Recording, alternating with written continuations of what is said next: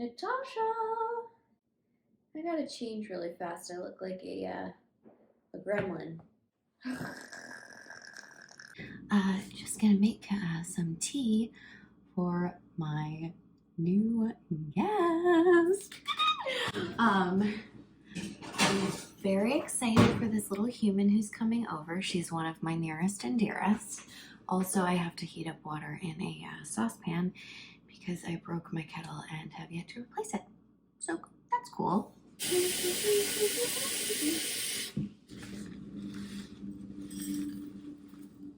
Crap.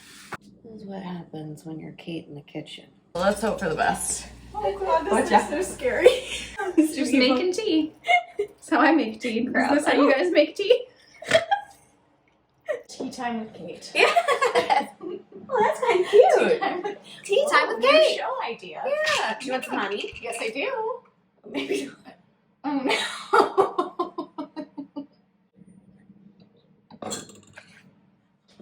Do you want to know? We made some new tea things. Would you like stevia? Sure, that sounds great. Would you like one or two? Or three? Or four? I'll just take one thing. I just didn't want you to think I was being rude by only offering one. What kind of tea is it, Kate? Oh, it's black tea Okay. with, wow, it's spilling all down the side. With rose petals and mint. This tea is delicious, by the way. Isn't it amazing? Art of Art of tea. tea. The tea is delicious. Very Steve good. Schwartz, like such a Did you sweet meet man. Steve? I met Steve. Sweet man. He wrote in my book, NBD. Wow. Kate, to your journey of rituals and impact. Wow. Expect wonders. Thanks, Steve. Oops. Correct. I love the shovels. I think I'm just so excited you're here that I'm like a little spastic. Are you ready? I think so. I'm very nervous. So this one's a producer in addition to a million other things that you do in the world. In the past few months, you've produced 3 shorts for Juilliard. Mm-hmm. You've produced a project for CNN on the First Ladies and like countless other things. You're so busy. And I'm always thinking like, how does this woman keep it together? I don't. First of all, let's talk about the responsibilities of a producer. The best way I describe it to people is it's like being a party planner and everybody's mom and like the solver of all problems. Yeah. Like basically you bring all the people together, Mhm. you bring all the things that they need to do their job, and then anything that goes wrong, everyone comes to you and you just figure out a way to make it all happen. But how do you do it? Because you're producing all of these projects. The one for CNN, you were having to deal with people's schedules In different time in the zones. UK. Yeah, it's and crazy. LA and all of these different things. How do you do it? I think, well, coffee with oat milk really helps. That and Sour Patch Grape. I think it's just like knowing what to prioritize, honestly. Like, I think you're really good at that too. And it's just sort of like when you get super busy, what is the most important thing? Make a list, start crossing stuff off the list. You haven't been on set that much. You No. were for Juilliard, but I you weren't was. for CNN. Right. So then what occupies your time during the day? Like, what do you have to do? Oh, like literally what do I have to do? So when I was don't doing... think people actually know that. Oh my gosh. So for the CNN project I was doing, it's called First Ladies, and it's about all of the U.S. First Ladies in history, right? So it's like a docuseries, and each episode kind of deep dives into a different First Lady. So I was the U.S. production coordinator, which basically meant that the head production company was in London, and then there were shoots happening with multiple teams all over the U.S. So like a shoot in Dallas, a shoot in San Francisco, in Washington, D.C., but I was coordinating aspects of those shoots like from my home. So basically everything from hiring crew to finding equipment to, you know, booking people's flights, like every little logistic to basically make it so those teams could go to a city and film interviews with different people. But it's just crazy that, you know, when you watch something like that, like you don't realize all the different levels of planning You have no that go idea. into it. Yeah. But you don't live in those cities. So No. how the heck do you, so that just means a lot of research. about Tons of research, hotels but also, and- yes, like a lot of research, but also just taking chances. Because people are like, how do you find people? And I'm like, I will reach out to people on Instagram. I will sort of like look at different networking groups. I mean, there's just ways to like find creatives in all cities. And there's such talented people, everywhere. honestly, that live everywhere. You just like cold reach out. It's kind of like dating in a weird way. It's Who like, knew? yeah, it's sort of like, honestly, it's like Tinder for Film. It's like Finder. Finder. It's like Filmder. Finder. I like that. But mentally, how do you deal with that? Because doesn't part of your Mentally. personal life have to Yes. take a back seat? Yeah, totally. Isn't It that goes hard? in waves. It's very hard. I feel like it's hard because you sort of give in to this like whirlwind tornado of it while it's happening, and sort of just knowing that it has an end date, like it has an expiration date when you're doing multiple projects like that. Yeah. And then eventually there will come a day, like I'm in that phase now, which is really nice. Like this week I've like gone out to dinner with my husband, Yeah. I'm seeing you, like things that I haven't been able to do for weeks just because I've been so busy. We've been friends for a very long time now, right? We've been through things together. I think I see you more clearly maybe than a lot of people see you. And I think a lot of people always comment that you always have it together. You're definitely a friend who like always has it together, always has a smile on your face. But you can't always be that happy, right? No. Like we get stressed. Oh, I get so stressed. How do you deal with it? Do you ever cry? Oh, I cry. Sometimes I think it's just good to be like, everybody's Everybody normal, cries. and everybody gets Everybody stressed. has a meltdown. Yeah.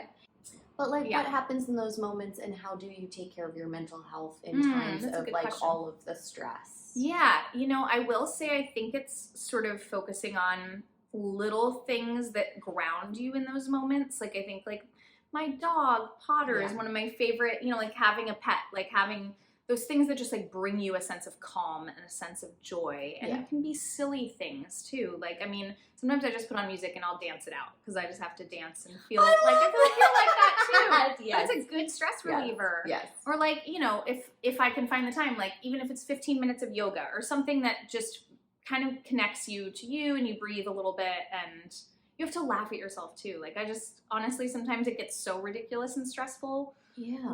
with multiple jobs that sometimes it's just like, that's why I like dancing and doing something silly. I do feel like as we get older, we get a little better at dealing with the stress. Mhm.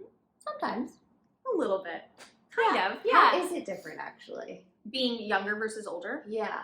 I think it's just, yeah, I think when you're like first starting out in anything, you're just more insecure and you sort of like, you're very focused on what everyone else is thinking about you. And not that I don't have those moments now. I think we all do. But I think just like the more you go through life, the more you sort of build your career and you get experience, you're sort of realizing everybody's that insecure.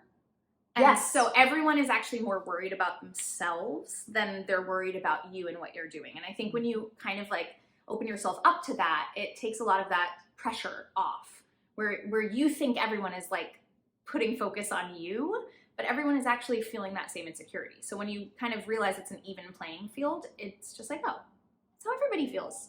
How interesting is that? Thinking about our younger selves versus ourselves now, it really is just our lens shifts, where it's when you're younger, you think everybody's eyes are on you and that they care so much about what steps and choices that you're making, when the reality is no one They're cares. all worried about themselves.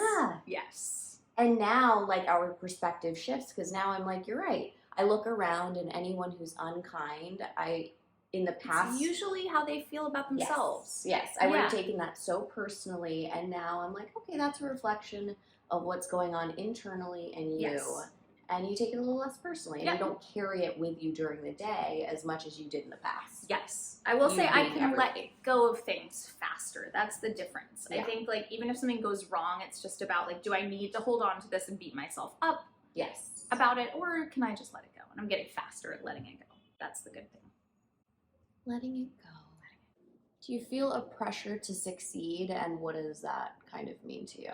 These are such deep questions. Can I have my tea back? Yeah, I feel like you're I need stressed. I just like need some rose and Yeah, do you want yes. to think about that while I straighten this annoying thing that's driving me Wow. insane? Such intense questions. My hair person.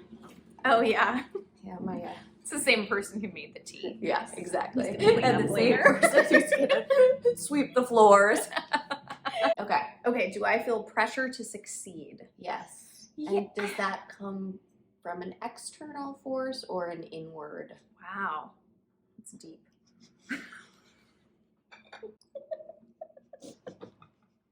It's very deep for like a what is it, Wednesday at 4 p.m.